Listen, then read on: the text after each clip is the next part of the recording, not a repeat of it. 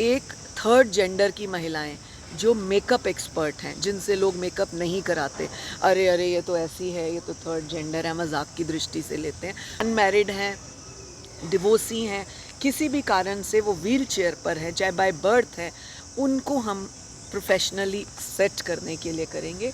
Jail में रह रही महिलाएं जो सिलाई जानती हैं वो उनकी ड्रेसेस तैयार करेंगी, गाउन्स तैयार करेंगे और वो उनके साथ कैटवॉक करेंगी। हत्या करते हैं, पत्नी की हत्या क्यों करते हैं, रेप क्यों करते हैं।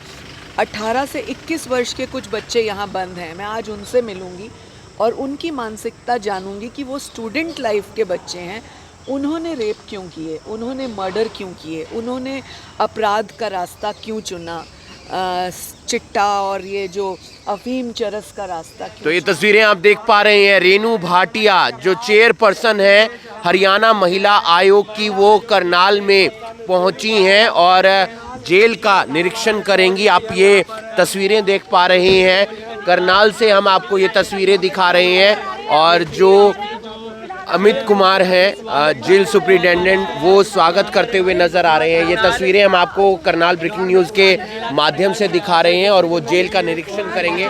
मैम, आज करनाल पहुंचे हैं, क्या कुछ कहना चाहेंगे, किस तरीके से महिलाओं से आप बात करेंगे जो अंदर है? आज करनाल की जेल विज़िट मेरी इन 6 वर्षों में दूसरी बार है।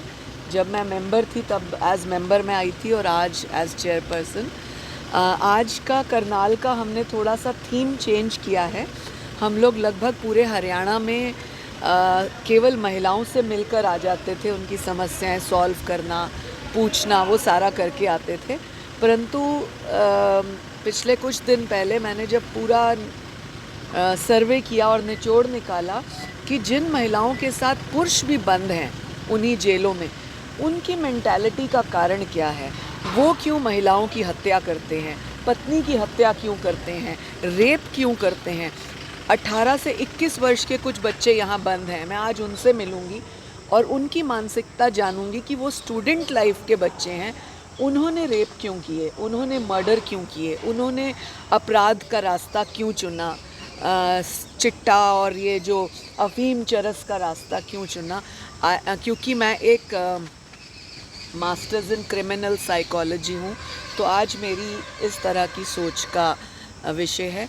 बुज़ुर्ग जो यहाँ पर 60 से 80 के बीच में है, 70 के बीच में है, उन्होंने अपराध क्यों किया। क्योंकि ये एक ऐसी एज होती है जिसमें आप भगवान की तरफ टर्न होते हैं, परिवार की तरफ टर्न होते हैं, परंतु उनको ऐसी क्या मजबूरी थी, उनकी ऐसी सोच क्या है कि वो अपराध की तरफ गए। उन्होंने पत्नी की, परिवार की, बहू की इस तरह से हत्याएं की, या उनके साथ डोमेस्टिक वायलेंस सीरियसली किया, या सामूहिक बलात्कार किया, या गंदी दृष्टि रखी महिलाओं के साथ जिस वजह से वो बंद हैं।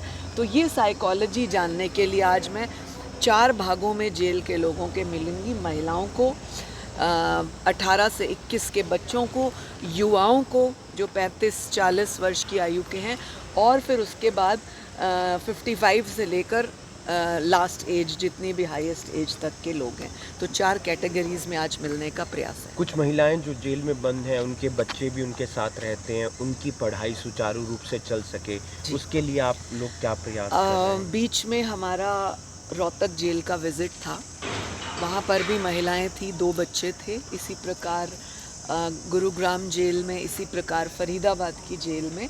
तो वहाँ के जितने भी सुप्रिटेंडेंट होते हैं या जो भी इंचार्ज, इवन डीजी जेल से मेरी एक बार बात हुई इस विषय पर कि इन बच्चों को हम इस माहौल से दूर करें, क्योंकि उनको बड़े होकर ये ना पता लगे, जैसे हम लोग अपना बचपन याद करते हैं कि हम बचपन में वहाँ रहते थे, हम बचपन के नानी के गए थे, उन बच्चों को ये ना याद रहे कि हम बचपन में माँ के साथ जेल में थे।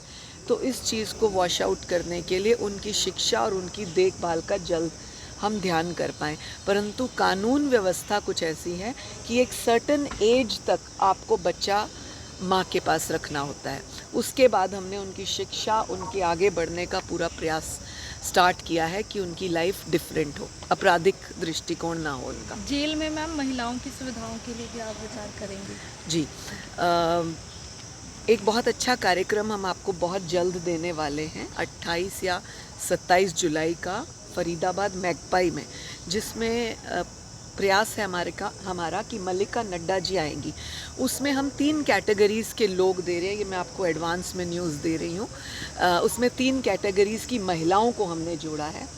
एक थर्ड जेंडर की महिलाएं जो मेकअप एक्सपर्ट हैं, जिनसे लोग मेकअप नहीं कराते, अरे ये तो ऐसी है, ये तो थर्ड जेंडर है, मजाक की दृष्टि से लेते हैं, पर हम उन महिलाओं को फाइनेंशियली सेट करने का काम कर रहे हैं।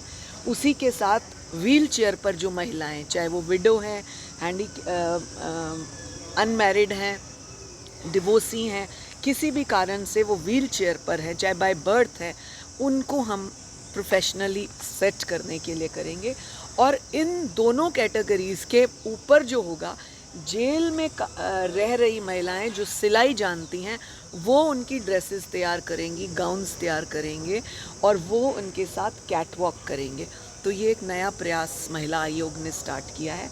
उम्मीद करती हूँ कि पहला कार्यक्रम 27 या 28 जुलाई जो डेट हमें मिली है, जिसमें मल्लिका नड्डा जी जो कि राष्ट्रीय अध्यक्षा हैं इस महकमे की, और साथ में असीम गोयल जी जो हमारे WCD के मंत्री हैं, ये हो। तो ये तस्वीरें आप देख पा रहे हैं, पहुंची हैं रेनू भाटिया और आज जेल विजिट है करनाल में, और यहाँ पर तमाम जो लोग जेल में बंद हैं उनसे मुलाकात करेंगी, उनके मौलिक अधिकारियों के बारे में भी जो है पता किया जाए। हरियाणा महिला आयोग की चेयरपर्सन रेनू भाटिया आज करनाल दौरे पर हैं।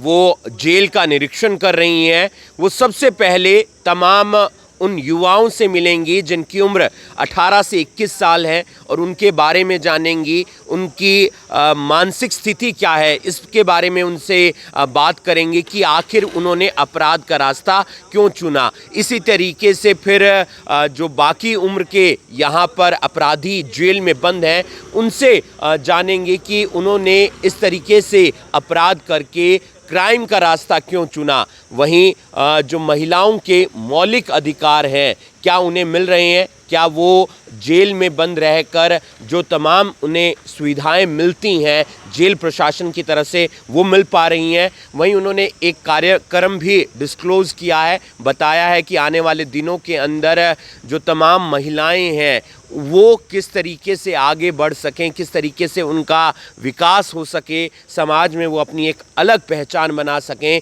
इसके लिए वो फरीदाबाद में एक कार्यक्रम करने जा रही हैं जहां पर जेल में बंद महिलाएं भी पहुंचेंगी, साथ ही साथ जो दिव्यांग महिलाएं हैं वो भी पहुंचेंगी, ट्रांसजेंडर जो महिलाएं हैं, थर्ड जेंडर उससे जुड़ी हुई लेडीज़ भी वहां पर पहुंचेंगी और एक भव्य कार्यक्रम वहां पर आयोजित किया जाएगा। बहरहाल देखना ये होगा कि जब जेल से उनकी विजिट ख़त्म होती है तो उसके बाद यहाँ पर क्या कुछ जो तमाम सुविधाएं जेल प्रशासन की तरफ से दी जा रही हैं क्या उससे वो संतुष्ट नज़र आती हैं या फिर उसमें कुछ सुधार के दिशा निर्देश दिए जाते हैं। आप देख रहे हैं करनाल ब्रेकिंग न्यूज़, मैं हूं आपके साथ हिमांशु नारंग। धन्यवाद।